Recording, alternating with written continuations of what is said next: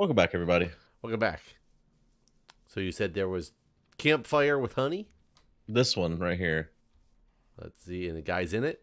Yeah, he's in there. He did not get angry. Yeah, that's how it works. So that's all Though, to do. does it have to have honey to give honeycomb? Like, what do you? What happens if you right click on this one? Nothing. Okay, I right. try to I mean, it shield makes sense that. Hey, Yes. did you build this?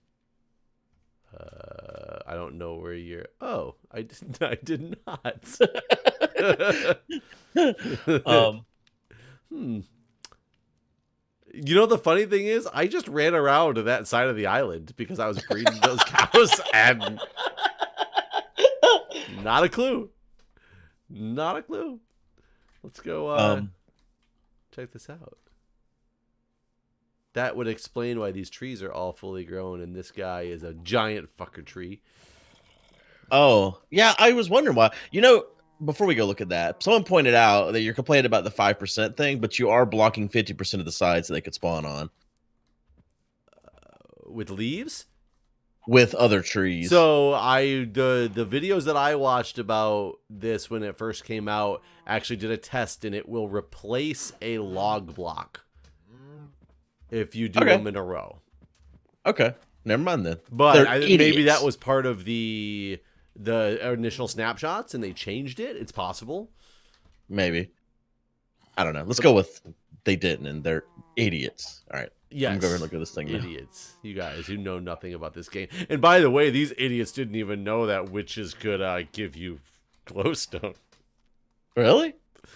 Oh yeah. Yeah. Oh yeah. Yeah. Somebody was like, you guys used the witch farm a lot to gather glowstone in your farm season. Right. How do you not know there's ways to get glowstone? Yeah, it's true. You know, I play a lot of games. I'm knowledgeable in a lot of things. That was one of those comments I read, and I was like, just kind of like your reaction, but in my head, and I was like, yeah, that's right. I heard you like bees, so I built a hive for your army. Hope you enjoy. Aww, my UHC partner came in. Oh yeah. Say, I guess that's not really much of a spoiler since you guys find each other in like episode like seconds. Well, at first it was funny too because the first words I said to him, because this is already out, so it's not a spoiler for anybody. The first words I said to him were, "I should be dead now," because he like came up on I was chopping down trees, and all of a sudden he was just there like waving his hand trying to like get my attention. Like he could have easily killed me, but I did forget we were within the gentleman's agreement time frame. Like it's actually built into that plugin, right? So like it was that early where I couldn't have even died if like that. Right. So, that made me feel a little bit better. I'm going up. This is a giant. You know, I'm noticing. Not to critique him, but on the outside there's no honey blocks. I guess they'd be on the inside though, wouldn't they? On the inside there's no honey oh, is that like an entrance up there? I mean, it opens up. I've fallen in here now. I can't get out there, and I'm out of blocks. This is really cool. It looks really nice. Yeah, no, it looks really cool. I don't know how I didn't see it. It's really funny that you were just. Well, this is neat. This is like a treehouse. Pranks that are like. Dude, we should get some of the hives and put them in here. Oh yeah, that's a good idea. Have bees like actually coming out of here. Yeah, that'd be pretty cool. Would they live though? Because do they need to have flowers nearby? I don't know. I don't know enough details about them. God damn it! I just fell in. You can jump from it's not gonna. If I can actually jump. Oh, I don't have a pick. Apparently. There you go. There. Bring me down. This is teamwork. How do you not have a pick? I think it must have broke when I was doing the last bit of stuff in our old project. So you know, the next hive we get, I definitely want to take it over there.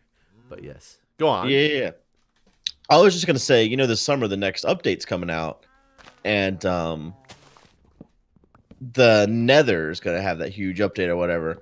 And there was some discussion in our Discord about whether or not we were resetting the server.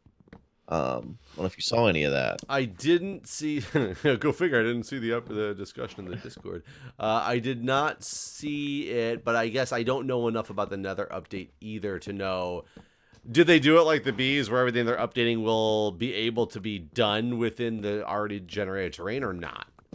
Well, so it's kind of like the old updates where it's a whole bunch of new terrain. So we'd have to travel far in the Nether to find the new terrain generation, basically. Okay. Another suggestion that Dahl made was to just reset the Nether completely, like basically delete the Nether. I mean, that's a Yeah. decent suggestion.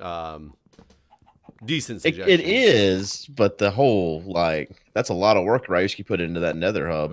If like the two alternatives, if one alternative is reset the whole server or just reset basically half the server, it feels like resetting the Nether is more fair. But then also think about that damn thing Fedrin did in there, that farm that she made. You know what I'm talking about? That yeah, but the question is, when was the last time she played?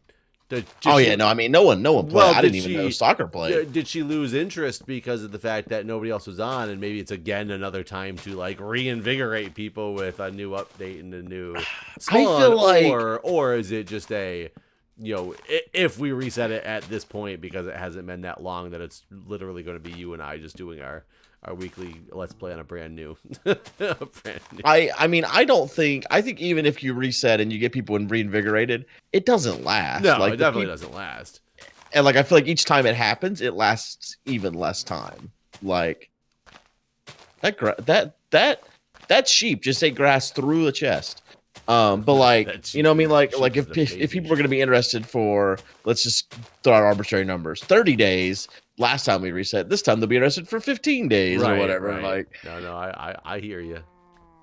So I just think that's a waste. Like, I feel like adding more people to the server is the only way to get more people to play on the server, which kind of worked last time. But then, even then, that still doesn't completely work. Yeah, you know what though? Let's be absolutely honest. If we really are worried about resetting the server, and this update is a big Nether update, why don't we go so far in the Nether? It's brand new Nether, and then we can make a new portal there and come out and brand new overworld, and it's like a reset without resetting at all, and then everybody's happy. That's kind of what Dahl said too. He was like, we could just do what you guys did before and new spawn. But last time we did that, that was the shortest amount of interest there ever was. True. It was people were interested for a day or something. I don't even know. I don't even think I even played when we did that. I was like, yeah, that's a cool idea, and then never played. I don't know. I feel like these type of things don't work in terms of driving interest and engagement and that sort of thing. But I don't know. I was just curious what you thought. So before we start recording, we were talking about renting a place. Yep, Guude and I renting a place together. Yeah, me and Jeff are getting a house. Moving in. We're making it official.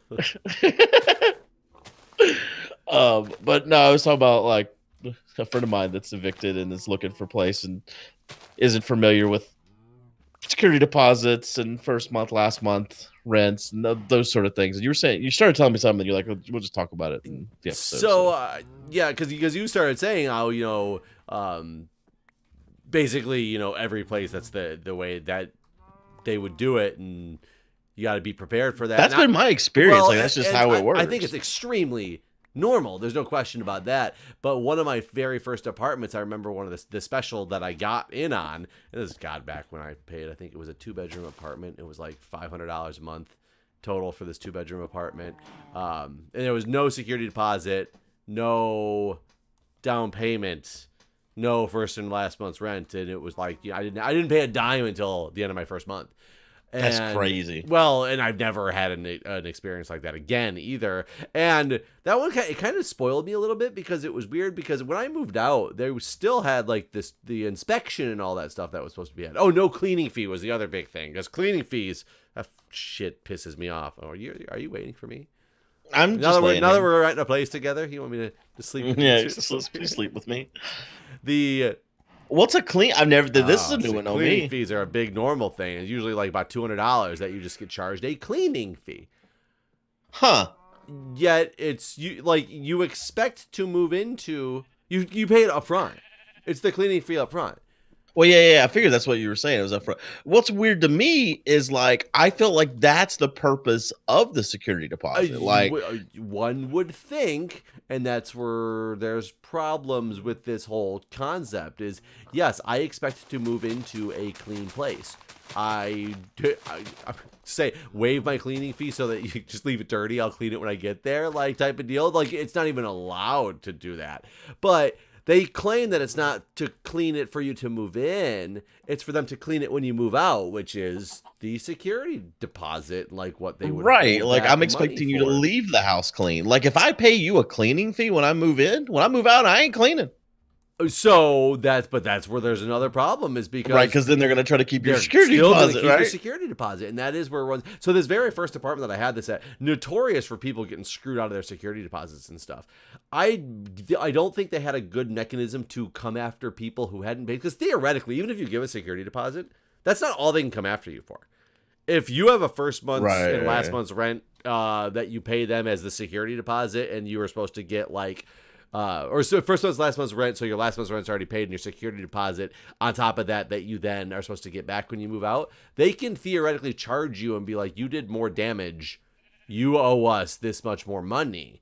That is they're allowed to do that legally, but I don't think this place had a good mechanism for coming after people that they didn't have didn't already have money from. So it was $0 down. I still cleaned pretty well, because I didn't want to get charged for something. And I literally just got like a piece of paper in the mail like a week later after I moved out. And they're like, oh, it was acceptable, like no charges. And that was the end of it. Like no extra money. That's good. I've then moved into other places to literally, I made the place spotless before I moved out. And they were just like arbitrarily like $300 they're holding back for a reason that like they couldn't even justify or explain. I had the first place I had when I moved out here to DC. Lady was the nicest lady in the world too, like that we rented from. I stayed here for a few years. I thought, this is, really nice lady. I always helped her do. She would ask me to do some projects around the house sometimes, and she would like, knock like $50 off the rent if I had to go like fix a doorknob or something like that, and she'd reimburse me for anything I spent. So I was like, cool, like this is awesome. One of the terms that was literally written into the lease was that every 2 weeks we had to put Drano down the drains. You told me this, and then they charged you they charged us like $300 of the security deposit for pipes that were needed to be professionally plumbed or something like that were clogged. And it was like, well, wait a minute here. And at the time, I just didn't know enough about how DC renter laws in general, let alone it was just like shitty, that I could have really fought that and got it back, but I didn't know enough at the time to go after anything. But like I've been screwed over, and I've also argued with some places about things. I had one place. God, what the hell did they write on the thing? It was something along the lines of the dishwasher was left in disrepair. And it was like a charge for like $75 as like part of their line item deductibles. And I had to go back, or maybe it was a microwave, I think. It was the microwave. But they didn't have a microwave that came with the unit. It was my microwave that I had to bring in myself, and I took with me when I left. And I was like, what the fuck? You can't charge this. And at first they tried to argue that, we wrote something on the wrong line. And then they realized that there was like nothing around that line that they could have like line item that to that made sense. And they're like, we'll just remove that just to make sure it's not it doesn't come back. But it was like having to nickel and diming you just because some places are expecting to get their security deposit back. And I've read some Reddit forum posts about people in the situation of trying to get, like I just got screwed by my landlord, what should I do? And then the stories that come out from that. And we had a couple landlords that chimed in, or people who worked for like some of these management companies who literally they said that they were told how much they basically had to, that you would never expect. You would always have your security deposit was always just gone. And the only time somebody could get it back is if they really fought you, and it depends on how bad the landlord really wanted to fight at that point. But they always just took all of the security deposit and like made up some excuse of why they got it, and a lot of people just didn't even fight it. So they would get away with it for It's like it just wasn't worth their Yeah, it time, wasn't or worth their time, or people thought, just like I did with the first apartment, that like, oh, shit, like even though it was written in there, I didn't realize like that. I didn't think I had a recourse, but really you have like plenty of recourses. You just need to know what your avenues are in your state and things like that. right.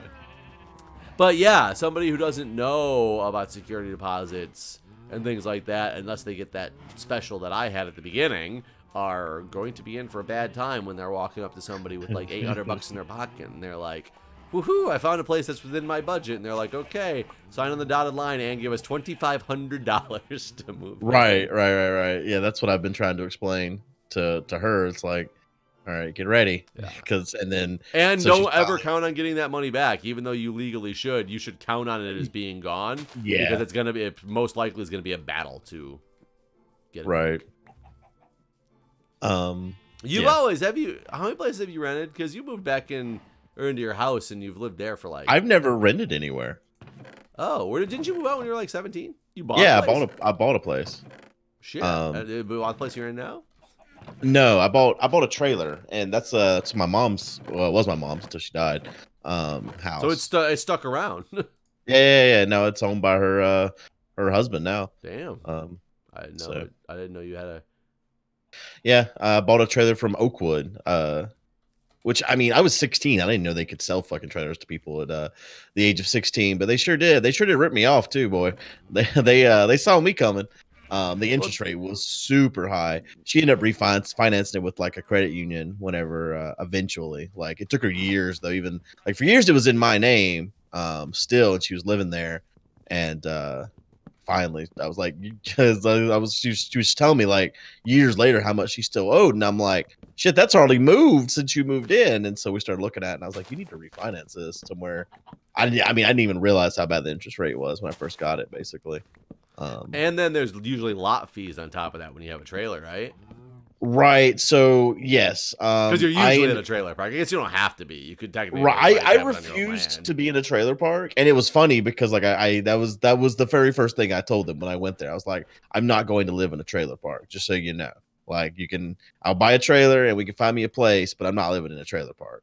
And so the first like 10 places he took me to were trailer parks, and I was like, dude. Well, that's where the trailers are to purchase. I mean, well, no. I bought the trailer on a lot, like a car lot, basically. Oh, you know what I mean? Oh, interesting. So this is post trailer purchase.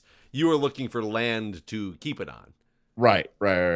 And so like I said, like the first several places he brought me was all trailer parks, and finally he brought me to like a secluded lot. But yeah, I still had to pay lot fees. But once I moved out and gave it to her, she did live there briefly. But then she moved and bought her own land basically and moved the trailer to her own land. Okay. I find trailers so interesting. So I had some friends when they were like they got pregnant in high school. A couple that got pregnant in high school. They're at the end of their senior year. It was my junior year. They're not together anymore, but they stayed together for a few years at that point.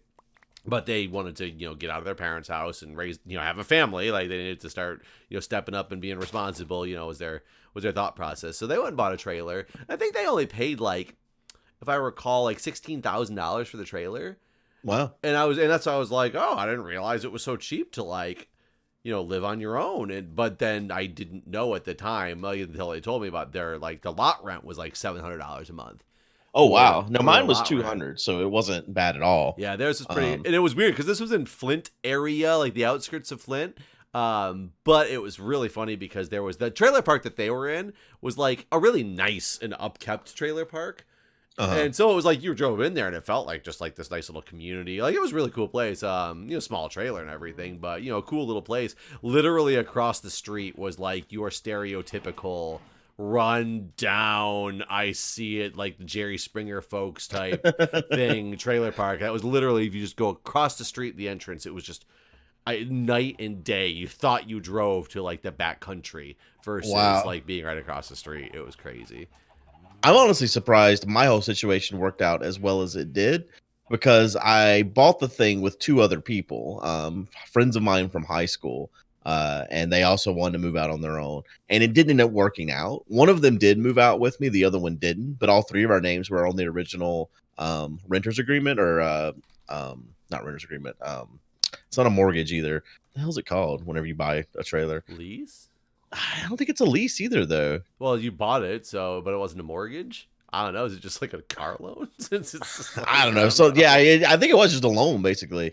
So it was 3 of our names on the loan. One of the guys didn't end up moving out with us, but his name was still on it. So like, I mean, it probably helped his credit in the end because like we didn't ever miss payments or anything. And the other guy, David, did move in with me.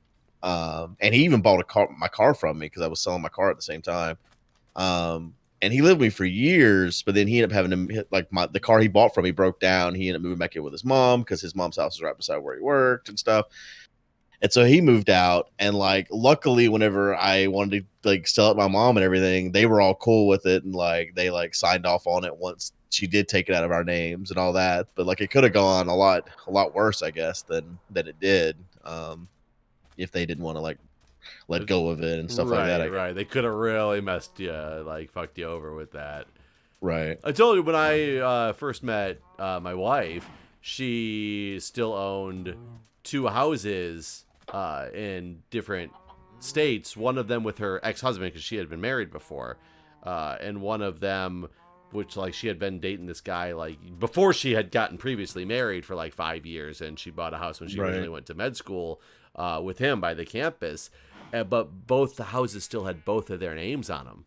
Oh, yeah. And it was a big, like, concern of how is this going to go, because I put my foot down and I wasn't going to marry into, like, this until that situation was all resolved. I didn't want things getting all crossed and mixed up, so I told her she had to get all that stuff taken care of first. And one of the people realized they had kind of an opportunity, and like they had gotten a loan to do like $30,000 worth of work on the kitchen, and he kind of ran away with the loan. And oh, geez. So he basically got off. He tried to like force like, oh, you buy me out of my part of the house, and she at least convinced him that, you know, he owed so much more money than that by just forgiving that. He was still making out like a bandit essentially on this place that he really owed a hell of a lot of money for to pay off this loan. But the other guy, the ex-husband, just ended up signing it over, like, because it was, he didn't know any money, like she had put all the money into it.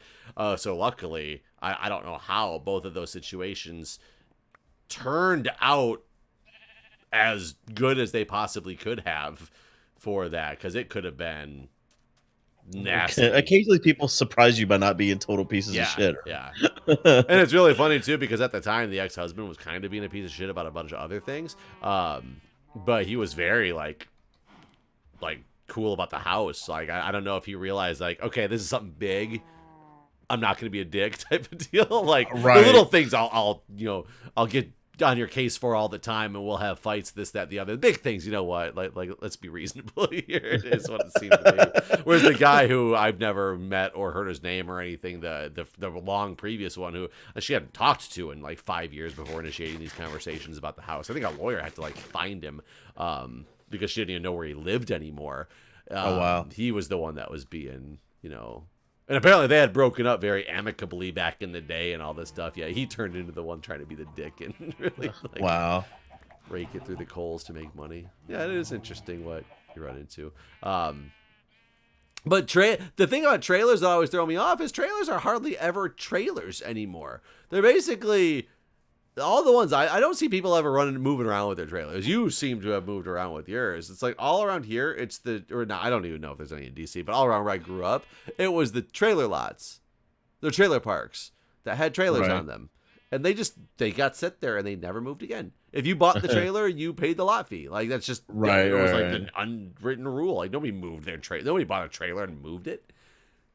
Yeah. No, I mean, you're right. And I mean, this wasn't just like a single wide or anything. It was a very big trailer. So like the fact that she did move it, I didn't even like after she died. I was looking through pictures and stuff, and I'd never seen all the pictures from when she did move the trailer, and so like I found all the pictures of her actually moving it and stuff, and what went into that, and like it was a lot of work. But yeah, I mean, it was a nice place. Like, but honestly. Like I mean, like trailers from like the 60s, those things were built like houses, and like trailers now is a house. Right, you would think, but they're not built like houses. Well, but I mean, shit, so like now trailers houses. back in the '60s were built like houses back in the '60s, whereas trailers built now are built like houses that are built now. I mean, I guess Like so. I shitty guess we. lightweight construction and Yeah. Like, I mean, like some of the problems that she's had with the trailer. Like there was a water heater that went bad at one point, and like just looking at the wall behind where the water heater is hidden and stuff, like I don't know, it's all everything's all flimsy. Like her shower started messed up at one point, and like just everything about it is like shitty, flimsy construction versus like a trailer from like the 60s is like actual wood and like it's built. I mean, hell, it's built better than probably houses are built today. It's just crazy the difference, I guess. I'm afraid we don't have bees anymore. Like that Really? one. Well, that one was clearly there. This hive did fill with honey again, but I haven't seen any other bees. Oh, wait, there's one. Oh, there's two. Hold up. Whew. Sorry, that was frantic. I'm trying to make sure I breed them so we can get more, so we can move them over. Yeah. But there's no way to get them out of the hives anymore when there's not Right. like unless I take the campfires away. But I think these might be the only two bees, or this hive seems to be the only one with bees in it. The bees are very strange. I don't quite understand because it feels like we should have more than 3 at this point. Right. Well, we've bred them a handful of times. I haven't seen them fly off into the distance and get lost. And Right. if I just hold them here for like ever, can I just breed them again and again and again because they're attracted to this flower? Will it work? I don't know. I'm gonna wait 10 minutes and this is my video is me standing here with the bees. Yeah. Might as well I guess we'll see in the might next as well episode. put the shield everybody. away. Yeah. Well, thanks for watching, everyone. Watch Jeff hold this flower into the next episode. See ya.